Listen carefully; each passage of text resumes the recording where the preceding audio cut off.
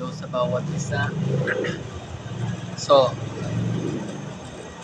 nais ko pong pag-usapan po natin sa oras na ito po sa inaawit natin na sukdulang biyaya. Ano nga bang ibig sabihin nito kapag sinabing sukdulang biyaya? Ito kasi, ito yung patungkol sa Diyos. Gaano nga ba kasukdulan ang biyaya ng Diyos sa tao? Kasi ang Diyos kasi, ganun na lamang ang kanyang pagsinta sa sangkatawan. Kaya nga naman, hanggat maaari ay nais ng Diyos sa panahon, lalong-lalo na sa panahon ngayon, nais ng Diyos na magkaroon ng kaligtasan ang sangkatawan. Kasi mahal niya itong nilikha niyang ito na ayaw niyang mapahamak. So, based dito sa ating inaawit na sukdulang biyaya, nais kong paliwanag po sa bawat ano nga ba ang ibig sabihin nito. Ito. Sabi po dito sa unang stanza, sabi, habang hindi karapat-dapat pag-ukulan ng habag at wagas mong pagsinta. Habang walang kakayanan, masuklian ka ng mabuti sa lahat mong ginawa. So, dito pa lang po sa unang sentence, sabi niya, habang hindi karapat-dapat pag-ukulan ng habag at wagas mong pagsinta.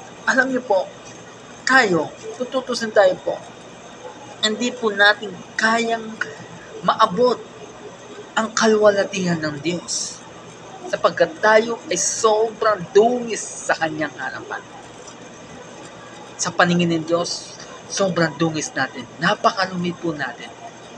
Sabi nga sa Romans chapter 3 verse 23, ang lahat ay nagkasala at walang sinumang nakaabot sa kalwalatihan ng Diyos. Kaya dito natin masasabi, papasok dito yung inaawit natin, sukdulan talaga ang biyaya ng Diyos. Napagamat, napakadungis natin sa kanyang paningin, ganun pa rin ay tinanggap niya pa rin tayo. Sabi niya dito, ulitin ko, habang hindi karapat-dapat pagkukulan ng habag at wagas mong pagsinta. Ibig sabihin, bagamat hindi tayo karapat-dapat sa kanya, pinag-ukulan niya pa rin. Gumawa pa rin siya ng paraan. Ibig sabihin, talagang andun yung pagmamahal ng Diyos sa atin.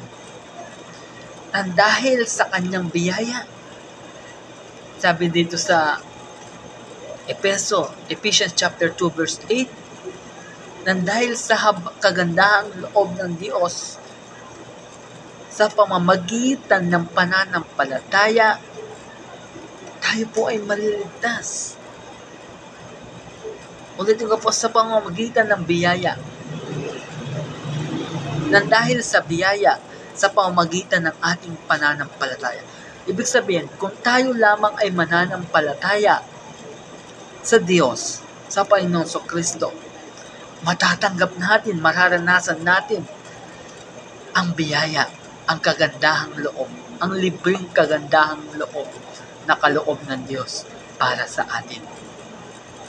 Sabihin mo yan, napakarumi natin, hindi tayo karapat-dapat para sa Kanya. Pero, pinag-ukulan niya ng habag at wagas niyang pagsinta. Habang walang kakayanan, masuklian ng mabuti sa lahat ng Kanyang ginawa. Hindi po natin kayang tumpasan ang ginawa ng Diyos. Ang ginawa ng Panginoong Kristo. Yung namatay siya sa krus ng Kalbaryo, pinahirapan siya. Kaya, ganun na lamang po kasukdulan ang biyaya ng Diyos. Nang dahil sa biyaya ng Diyos, inilat abang tayo'y makasalanan pa.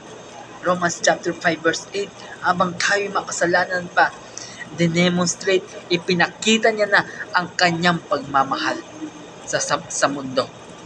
Inilatag niya ang kanyang biyaya. Romans 5:8, inilatag niya, pinakita niya ang kanyang pagmamahal sa mundo habang tayo ay makasalanan pa. At ganoon niya ang ginawa ng Panginoon. Siya'y namatay para sa atin, para sa lahat. John 3:16, sapagkat kayo na lamang ang pag-ibig ng Diyos sa sanlibutan, kaya't ibinigay niya ang kanyang kaiisang anak. Kaya't ang sino mang sumampalataya sa kanya ay hindi mapahamak kundi magkaroon ng buhay na walang hanggan. Take note, inilagay abang tayo makasalanan. Romans 5:8, inilagay na ng Diyos, inilatag na ng Diyos ang kanyang biyaya sa sanlibutan. Ngayon, John 3:16, ang sino mang sumampalataya sa kanya ay magkakaroon ng buhay na walang hanggan. Yes, nandyan ang biyaya ng Diyos. Pero ngunit, kung hindi ka sasampalataya sa Kanya, hindi mo rin mararanasan ang biyaya ng Diyos, ang libreng kaloob ng Diyos, ang kaligtasan. Kaya, nandyan ang biyaya ng Diyos, dapat kailangan mo rin manampalataya sa Panginoong Jesucristo. Dito po sa pre-chorus, sabi niya dito, niyakap mo ako sa aking karumihan. Yun po ang pagyakap ng Diyos, ng Panginoong Jesucristo sa ating karumihan. Yun yung sinasabi natin na kung titignan mo si Jesus sa krus ng Kalbaryo, yung pag-describe sa Kanya ay mababasa po natin yun sa Isaiah chapter 53, na talagang hindi mo siya makilala dahil sa punong-puno siya ng dugo. Mula mukha, ang buong katawan, natatakpan ang kanyang sarili ng kanyang dugo, nang halos hindi mo siya makilala. At ganoon ang pagyakap niya sa atin. Niyakap niya tayo sa ating karumihan. Yung bukas, yung basic niya na nakabukas na ganon, yun ay ang pagyakap niya sa atin, sa ating kasalanan, sa ating karumihan. Yun, niyakap mo ako sa aking karumihan, inibig mo ako nang di kayang tumbasan. Kahit kailan po, ang pag-ibig ng Diyos ay hindi natumbasan din naman. Sapagkat ang pag-ibig ng Diyos ay unconditional, walang kapalit. Tignan na lang po natin kapag umibig ang tao, gusto may kapalit. So, doon pa lang, paano mong matutumbasan ang pag-ibig na binibigay ng Diyos? Ibang umibig ang Diyos. Ang pag-ibig niya ay wagas, hindi napapantayan na kahit sino. Hindi mo masusukat ang pag-ibig, ang kanyang pag-ibig. Kung susukatin natin ang pag-ibig ng Diyos, kulang pa ang mga mabuting gawa natin. Hindi yung masusukat ng ating mga gawa ang pag-ibig ng Diyos sa atin, sapagkat tayo ay makasalanan. Saka, hindi tayo maliligtas ng ating mga sariling gawa. Ang tanging makakapagpaligtas lang sa atin ay ang Panginoong Jesucristo.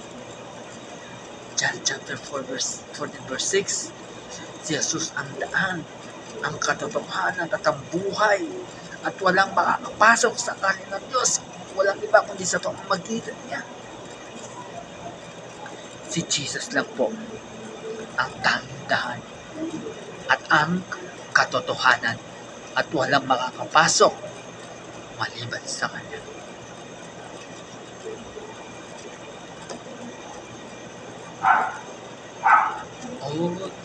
O Diyos ng katarungan at katuwiran, na kahit minsan ay dinabahiran ang kabanalan at kaluwalhatian. Ang Panginoong Kristo ay walang kasalanan. Ngunit siya'y nagmistulang kasalanan nang akuin niya ang kasalanan ng mundo. He became sin. Siya'y naging kasalanan nang kunin niya ang kasalanan mo at ng kasalanan ko. At ganoon niya kasukdulan ng kanyang biyaya. O Diyos ng pag-ibig na mas malawak pa kaysa aking pagkakasala. Malaki ang pag-ibig ng Diyos. Kung napakarami mo, ganun din naman, mas malawak ang pag-ibig ng Diyos. Kaya, tinanggap niya tayo sa pamamagitan ng pagkamatay ng Panginoong Kristo, sa pamamagitan ng ginawa ng ating Panginoon. Higit pa sa buhay ko, salamat sa sukdo ng biyaya mo. Ito ba? Itong sinasabi ko kanina. Ang walang salang manunubos at tumako ng parusang nararapat sa atin. Alam niyo po, ang kasalanan po sinabi sa Biblia. Roma chapter 6 verse 23. Ngunit ang kabayaran ng kasalanan ay kamatayan. Mula noon, from Old Testament, ang naging kaugalian po nila para mapawalang sala sila, anong ginagawa ng mga Israelita, ng mga punong pari. Ano pong ginagawa nila? Magkakatay sila ng hayop, maghahandog ng hayop, kakatayin sa altar para pambayad, pantubos ng kanilang kasalanan. Yung dugong pong yun ang siyang maglilinis sa kanilang kasalanan. Ganon din po ang Panginoong Kristo. Siya'y nagmistulang handog, nagmistulang hayop, nagmistulang tupa na ikinatay sa krus ng Kalbaryo. At ang dugo niya ang naglinis sa kasalanan ng lahat. Walang kasalanan ng Panginoong Kristo, bagamat siya'y naging makasalanan. Inako niya ang parusang nararapat sa mundo. Romans chapter 6 verse 23, for the wages of sin is death. Ang kabayaran ng kasalanan ay kamatayan, na tayo dapat ang mamamatay.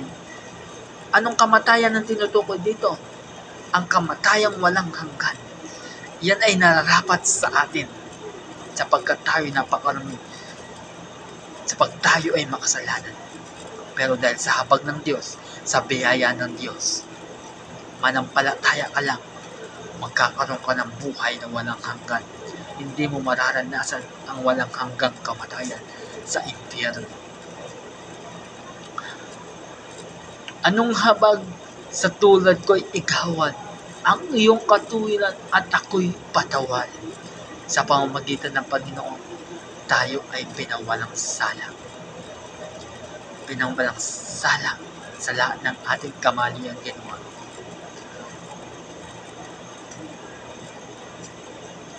Kaya, ganun na lamang kasukdulan ang biyaya ng Diyos. Bagamat napakarumi natin sa kanyang harapan, siya rin ay gumawa ng paraan para malinis ang ating mga kasalanan. Kaya, ang Panginoong Kristo lang ang daan. Nandiyan ang biyaya ng Diyos